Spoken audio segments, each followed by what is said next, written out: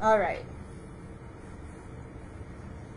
When we prepare to make a watercolor rendering, what we do not do this, is go directly to our watercolor paper and start your sketching and drawing process.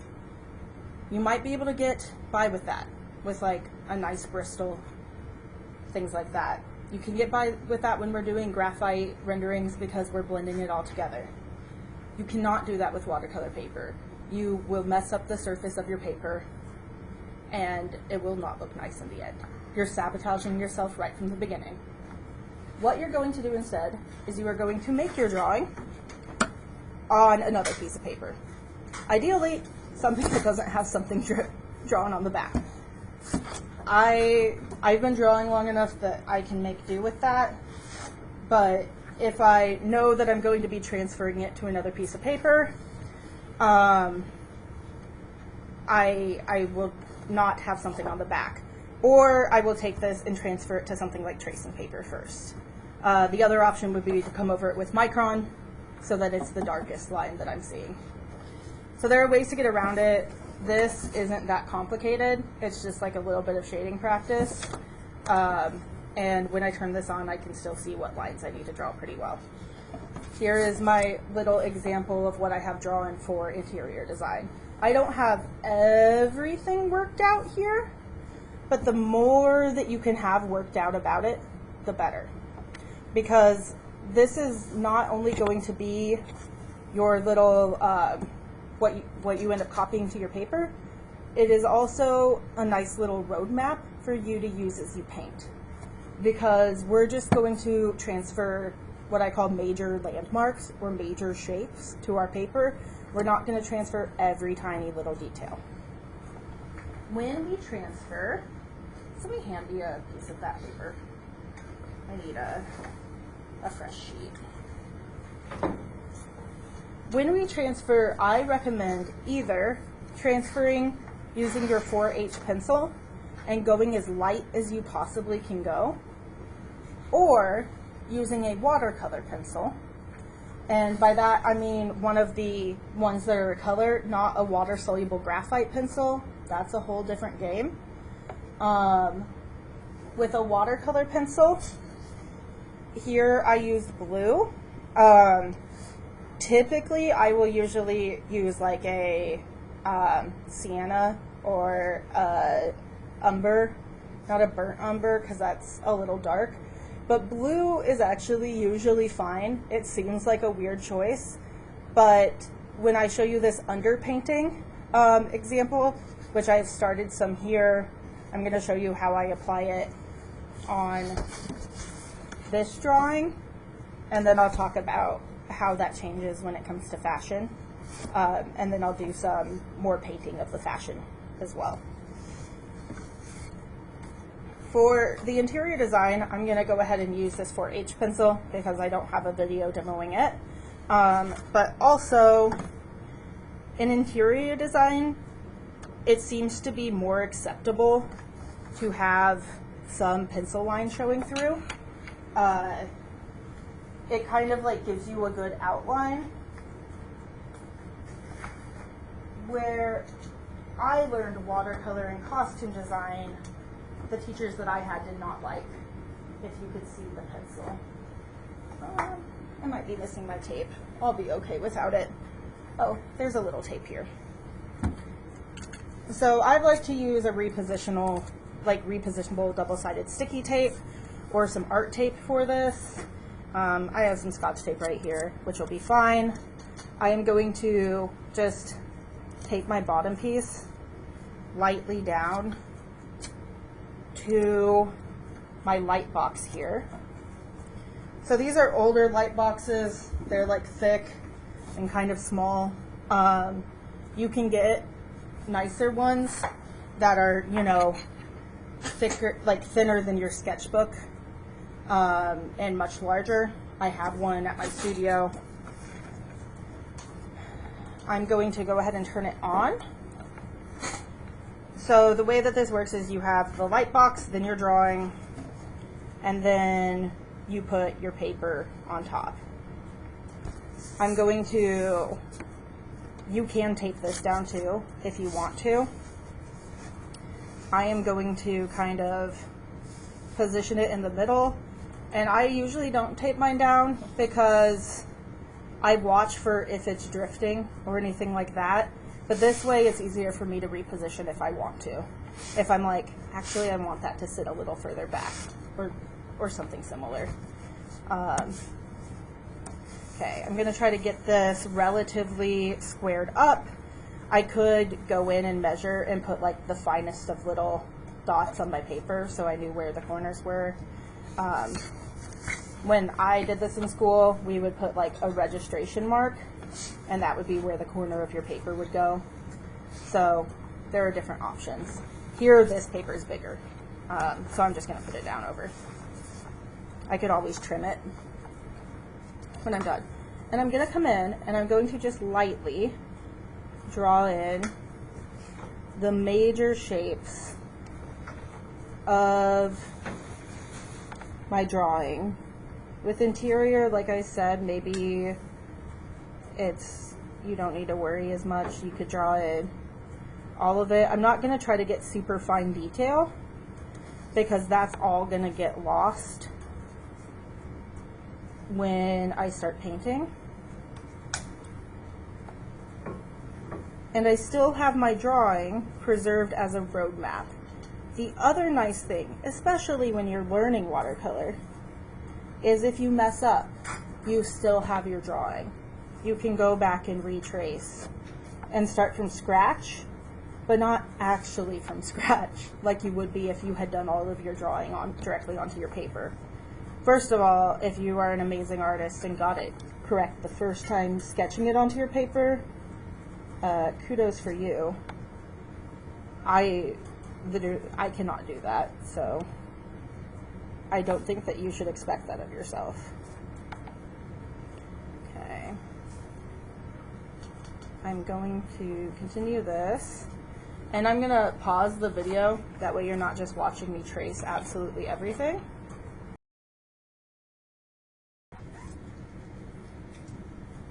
So I don't need my straight edge anymore. I'll set it to the side here.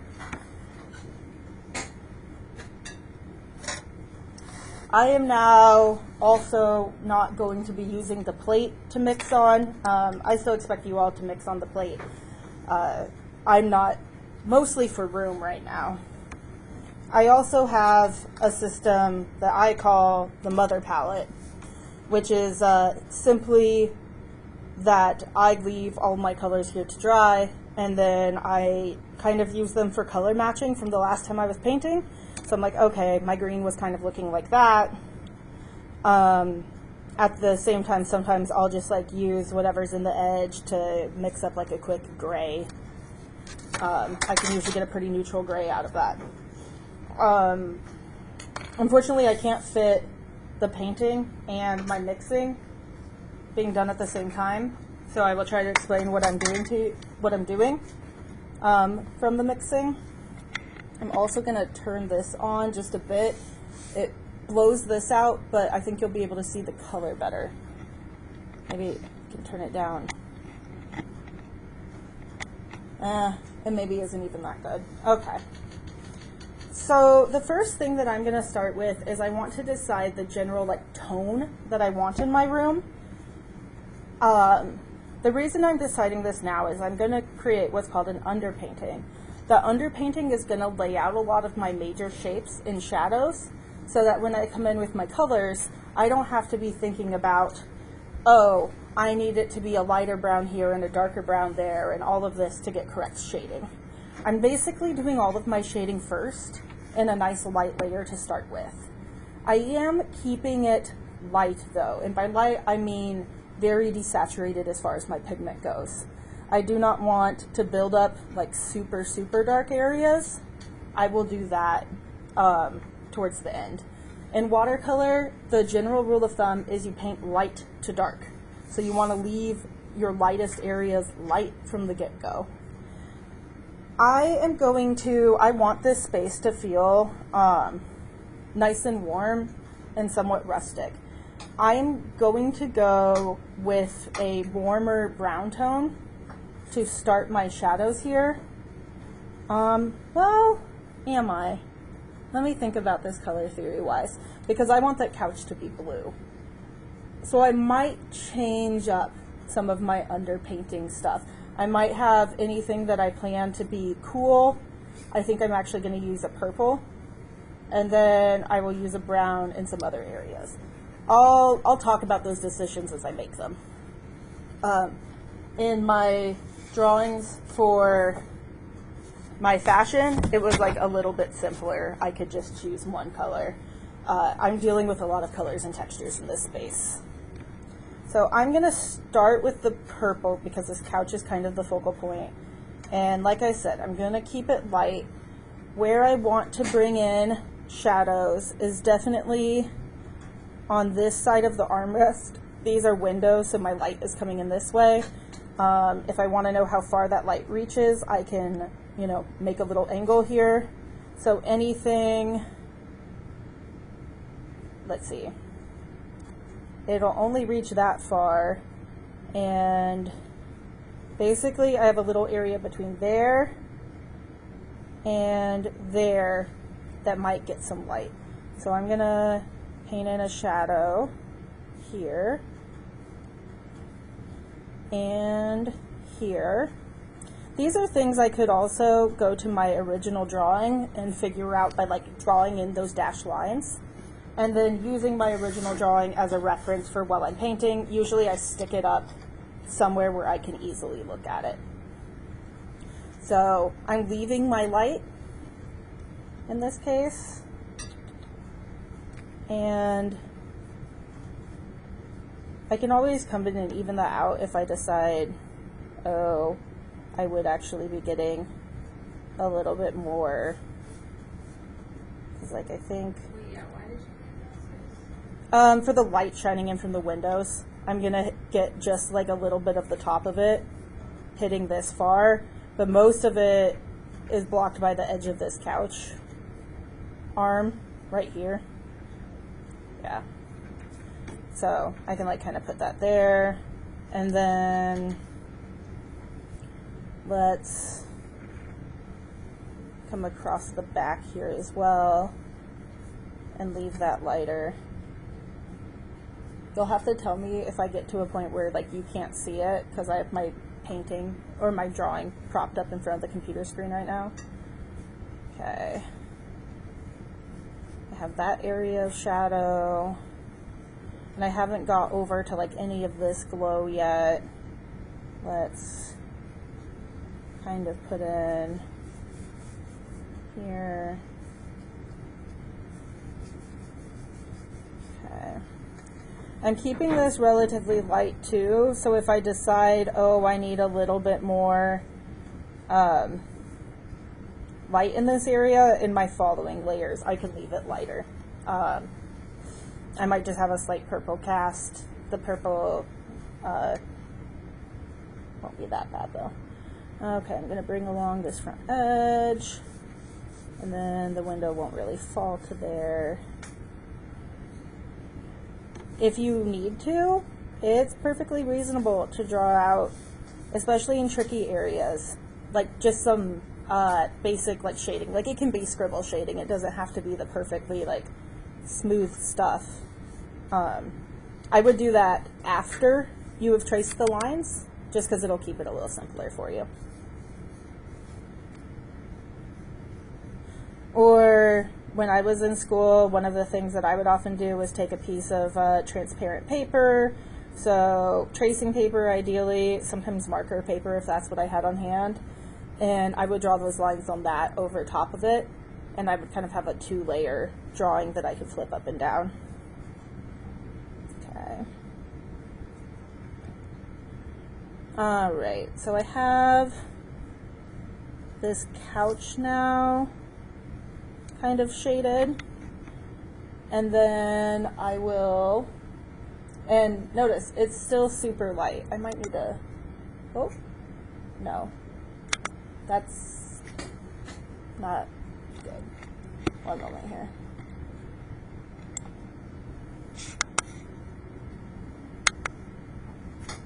I might need to turn down the light just a tad. Darn, I wish I hadn't done that.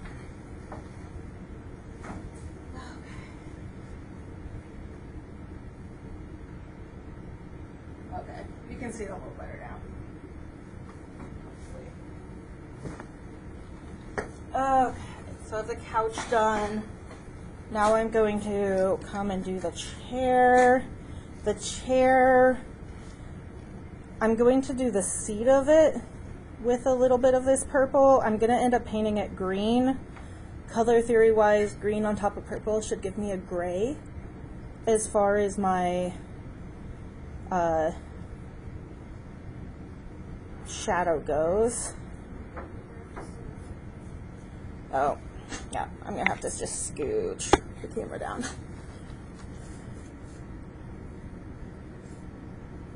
I'm going to give it just a little bit of shadow here at like the edges and the back.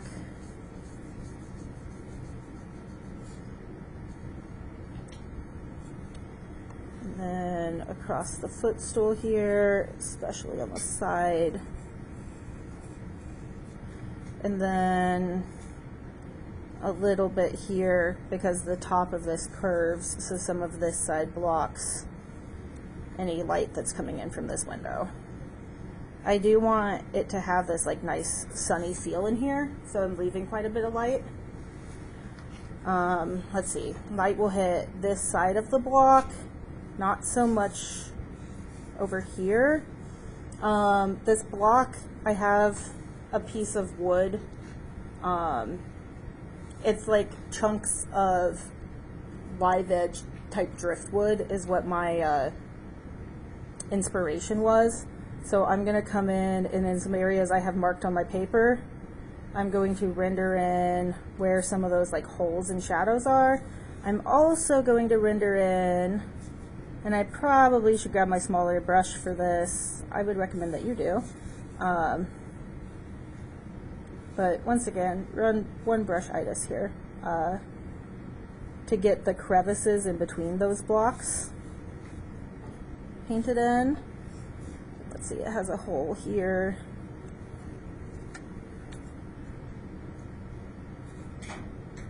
Okay. I can come back and make those more extreme if I want to. I am going to, on just like the underside of this shelving, I'm going to give a little bit of this shadow. And then a little bit on the pipe here as well. Especially the back side.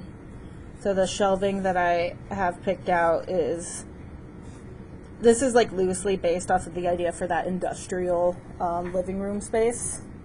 I did include a little bit of a kitchen space back there because I wanted to include some more textures, but also because I loosely based the layout on an old apartment of mine.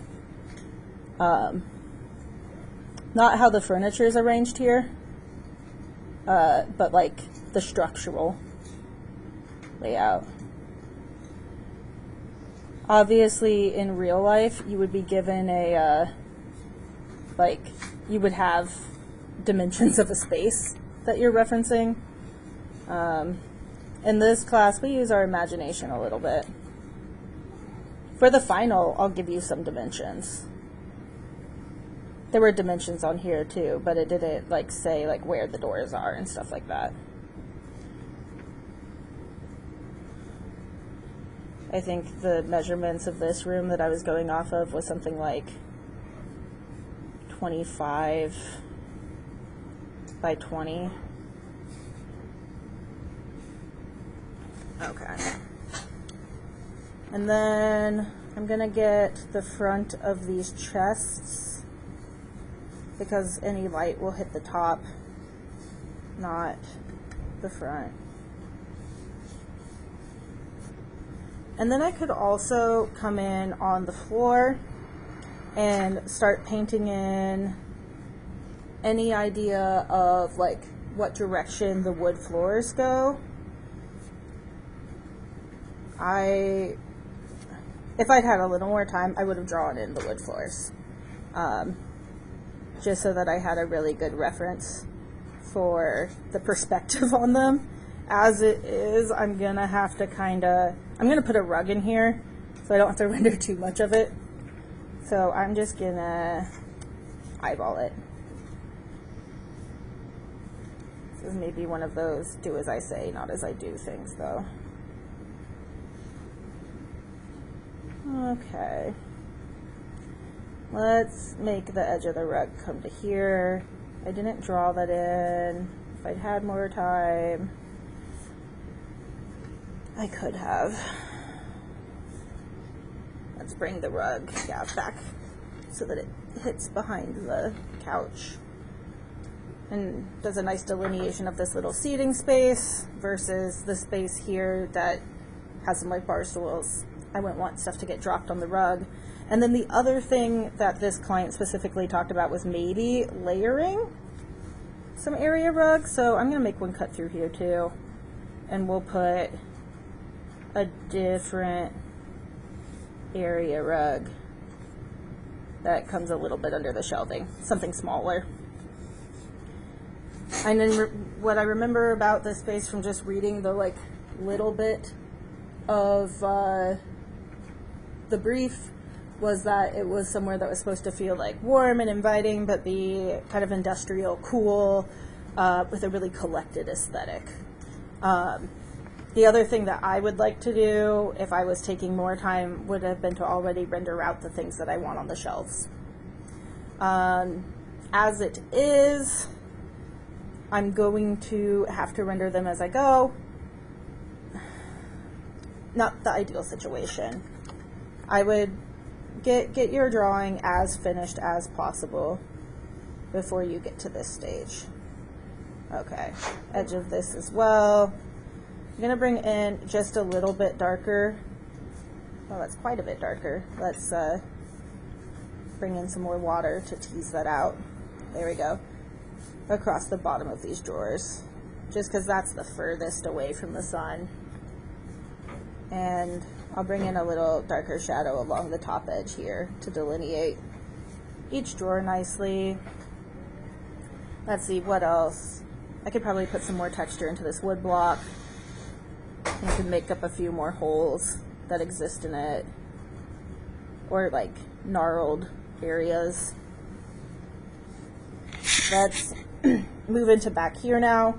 I'm going to put a light wash in just like this whole area because this is a hallway leading back. I'm not even going to spend that much time actually rendering detail in here. I have a tiny bit of detail rendered in. And where did the edge of this stop? Right. Now I'm looking back at my drawing because I didn't really bring in that space. I can use a gradiated wash here to put in a bunch of color here at the back, or a bunch of the purple, and pull it this way so that the light diminishes as I exit this space. That's a nice use of that technique.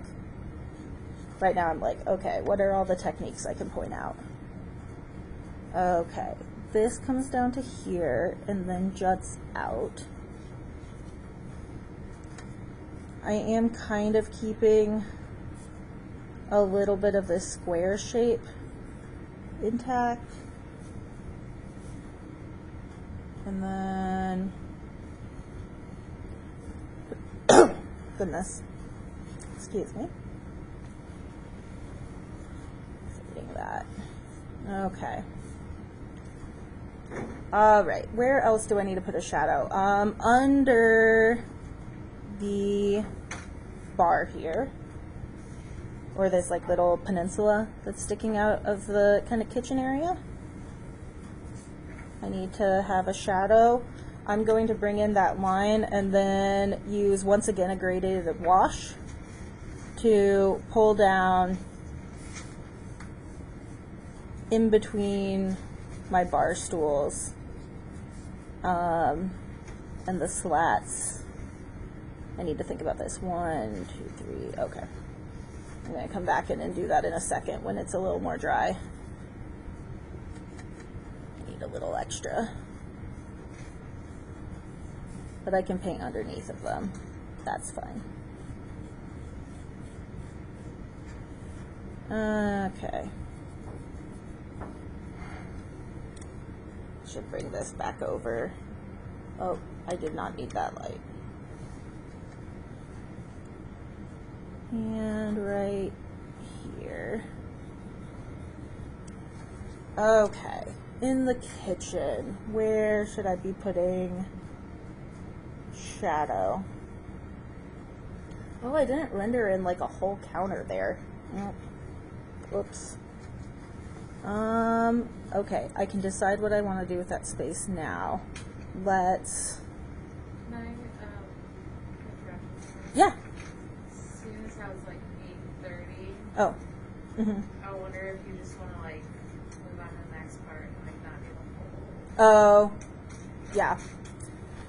I can do some of this down here. I'm gonna forget all that's back there. Thanks for keeping me on time. No problem. Okay. So the next thing I'm gonna do is I'm gonna start building up local color. So kind of just the general color that's there. This chair, I want it to be green. I have a good green mixed up here.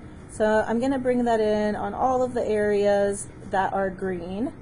Where I am layering it over the purple, it should give me a duller, more muted version of that green, since it's the cross complement. And that should give me a shadowed effect. Oh, I got a few like little fuzzies. I can come and get those once it's dried. So I'm going to paint the cushion and the ottoman. My fashion students might just want to take the time to look at the fashion video on YouTube, because it's the same process of doing this underpainting. It's just on clothing instead of furniture. And so I'm focusing more on like the rounding of the body, less so on the rounding of each like shape. Okay, so I have that green in. You'll notice the green is not like my final color by any chance. It's one layer.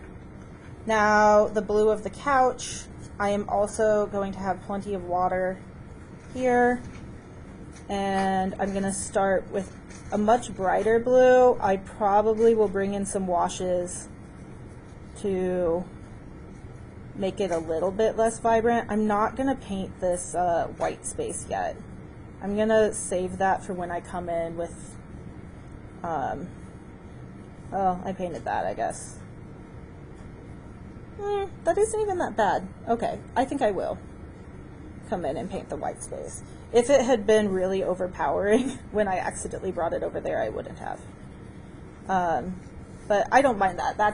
That's light enough that I can imagine that to be okay. Ultimately, I'm going to want this to be more of a slate. I'm going to have to spend some time doing some color correcting in the future by bringing in, I don't know, maybe even a light orange wash will push it more towards a gray. We'll see. If I have a question that I know, like, okay, in the future I'm going to want to play around with this blue and see what colors I could put as a wash over it, I will take a piece of scratch paper and just go ahead and paint a swatch of this blue now so that I can experiment with it later. Okay. Blue couch. Painted in lightly. Let's think about like the texture over here on the floor. I'm gonna come in with a brown. I think it says like a medium to light toned brown. wood floor. I'm gonna paint in this color. And when it comes to the edge, which you can't really see that well, I'm gonna leave it just like a little staggered. I like that effect in my interior renderings. Kind of like you could imagine it continuing. It's not just a stark edge. Okay.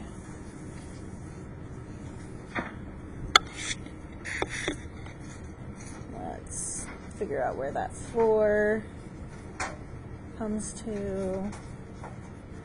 Okay. I do need to be careful here because I don't want to touch the blue. The good news is this is a wood floor. It can be like a little streaky, and it will just, as long as I'm keeping my strokes going in that one direction, I'm not too worried about being able to like blend that in and make it part of the texture. I'm going to come along the front of this rug here and just lay in a little bit more of this. Okay. And it looks like I should just brush that in. I would do the same thing here on the shelves. If I want this to be a wood tone, I'm also going to come in, and especially on areas that I have not yet painted. I'm going to brush this. One of the things is this purple needed to be dry before I could do any of this. So that's why I've kind of jumped around the page, is to give myself some time for things to dry. I'm also using a lot of wet on dry here, partially because I know that at this point I am just blocking in some color. I'm just trying to get a nice even wash. And I don't have, like, I haven't done this wall. This wall, I have a specific wet on wet texture in mind that I want to do. And so I'm going to leave it here for a bit. Maybe getting in some like local color on these rugs could be good. One of them, I know I want, now I'm trying to decide if I make a red rug, is it to like primary school, like red, green, blue? Maybe I will shift it just a little and give myself just like a little bit of an orange wash that I can build off of and like darken, which is gonna look like overwhelming for a bit, but I'm gonna bring colors in on top of it. I might have some of the like orange come through, we'll see. This is one of those spaces where I want to be careful not to outline too much.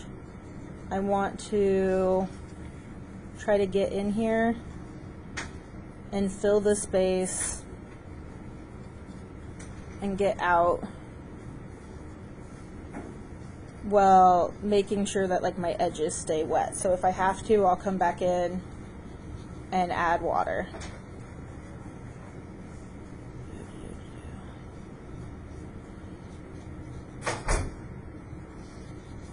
Okay, I can kind of relax on this side here because I filled in that area. Let's bring in a bunch of water here to keep this wet. If it's a little uneven, I can cover up some of that in the next layers. And in fact, I might even like dapple some of it just to have a little texture that I can play with in the future. Mostly I'm trying to build up some color here though. Okay.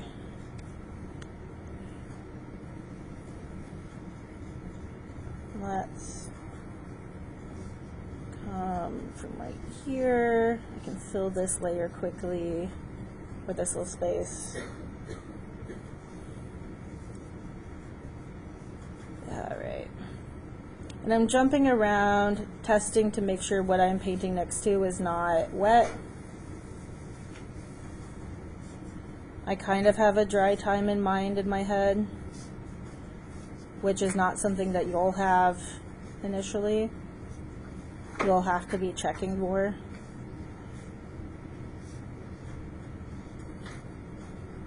You also develop an eye for like what it looks like when it's really dry.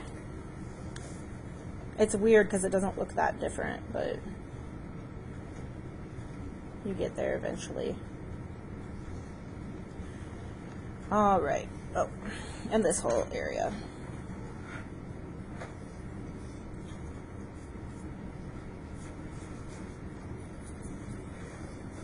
Okay.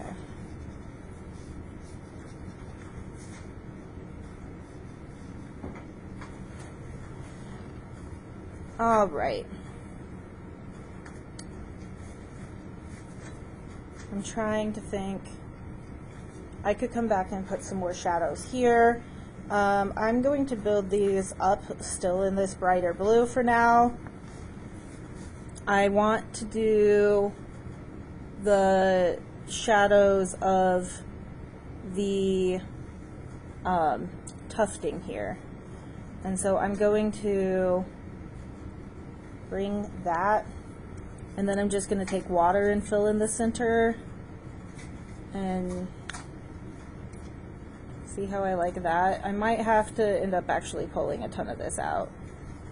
I could use a smaller brush and it wouldn't have been as drastic. Let's change brushes.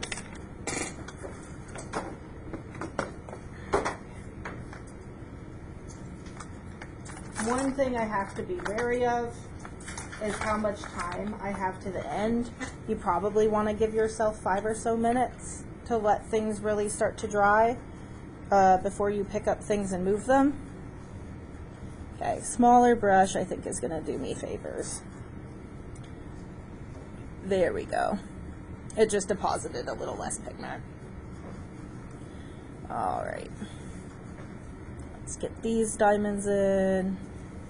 We'll do them and then we'll come and do the others. These are the darkest. Go back and forth to your inspiration images. If you don't remember what the shadows look like, go and look at them. Better to do that than... One of the things that we're going to deal with when we have another light source coming through here is not only will things be overall lighter near there, but they're also going to be less crisp, because the light is kind of just going to blow out any of our shadows, so we won't see things as finely delineated. So I'm going to come in right next to this diamond and just kind of shade the rest of that using.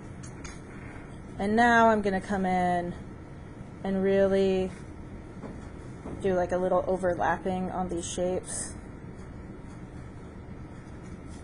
And just bring in just water here to kind of fuzz those edges out. I might have to do a couple layers where I'm overlapping things like this to build up enough depth.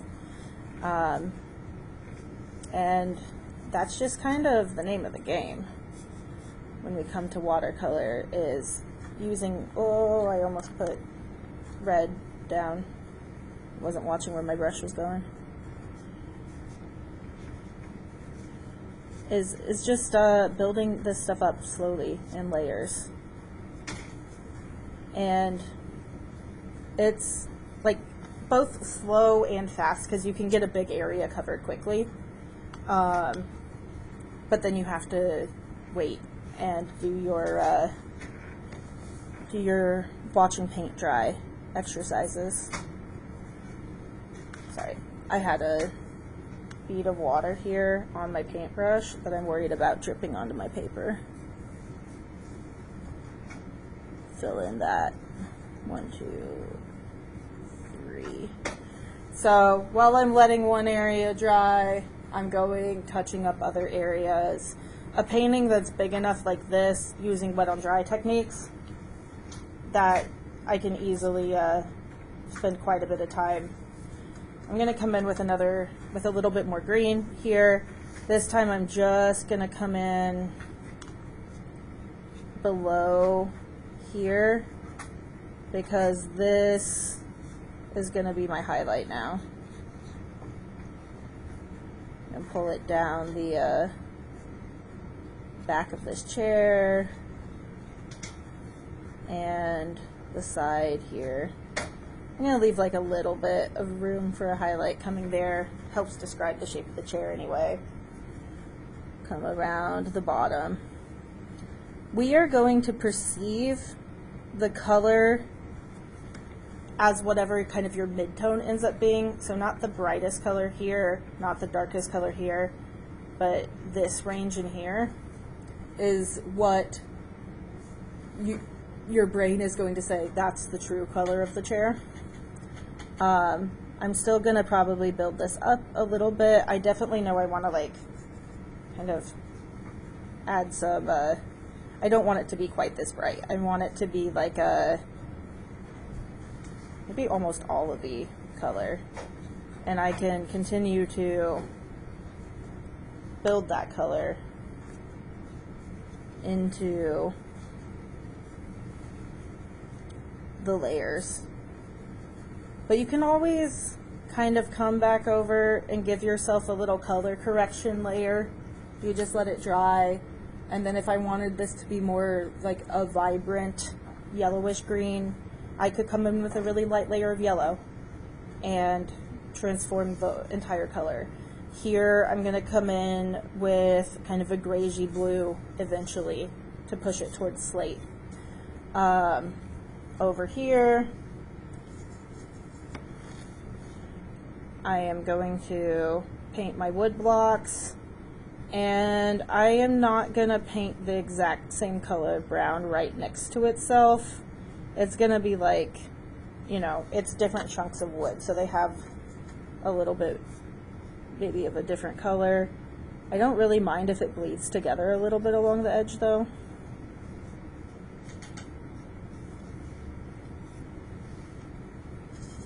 Oh, that got a lot of orange in there all of a sudden. I'm kind of doing some wild blending in my palette here. So I don't mind if it blends together a little bit. I think my paper is eating up the paint fast enough that I'm safe.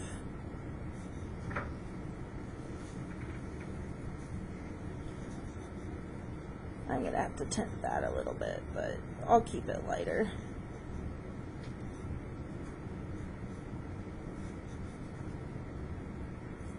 And it just keeps going like this. If I want to, you know, establish a little bit of a shadow under the couch here, I'm going to bring in some purple on this brush and just kind of brush it under. And I can use some water to kind of make it gradiate out to light. That way it's not a harsh shadow. If I want it to be a harsh shadow, I could leave it. Here I know I have a lot of light shining. Let's kind of give a corner here. That way it's almost like a circle of that light. I'm just gonna wait and let that dry. Light coming out from fixtures is not necessarily going to be like I paint a triangle of like the yellow, right? I have to consider what colors are going to go behind it and underneath of it. So here I have 6 little lights drawn in. I would go into my drawing, draw out where I want them to hit. That way I know when I come in with my color for my countertops, I can kind of darken the corners first.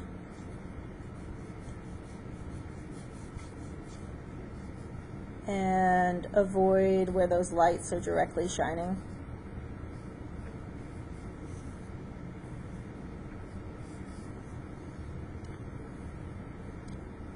Let's dip and then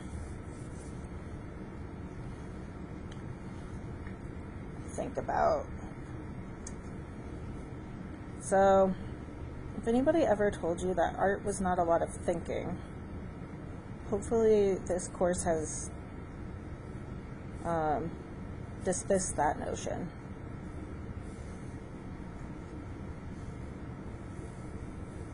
It's usually a lot of higher level thinking. Alright, I'll wait on that now. Let's see. What could I do? How much time do I have left? Just like watching you. Mm-hmm.